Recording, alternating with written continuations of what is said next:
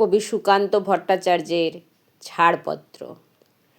যে শিশু ভূমিষ্ঠ হলো আজ রাত্রে, তার মুখে খবর পেলুম সে পেয়েছে ছাড়পত্র এক। নতুন বিশ্বের দ্বারে তাই ব্যক্ত করে অধিকার, জন্মমাত্র সুতীব্র চিৎকারে। খর্বদেহ নিঃসহায়, তবু তার মুষ্টিবদ্ধ হাত উদ্দোলিত উদ্ভাসিত।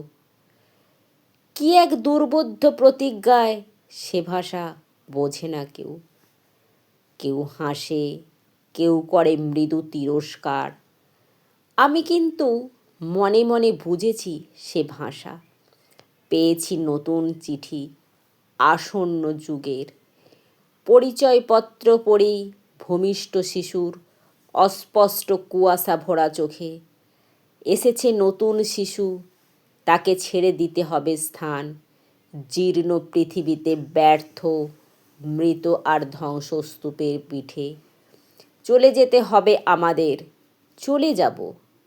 তবু আজ যতক্ষণ দেহে আছে প্রাণ, প্রাণপণে পৃথিবীর সরাবো জঞ্জাল।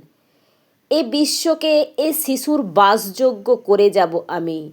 নবজাতকের কাছে এ আমার দৃঢ় অঙ্গীকার। অবশেষে সব কাজ সেরে আমার দেহের রক্তে নতুন শিশুকে করে যাব আশীর্বাদ। তারপর হব ইতিহাস।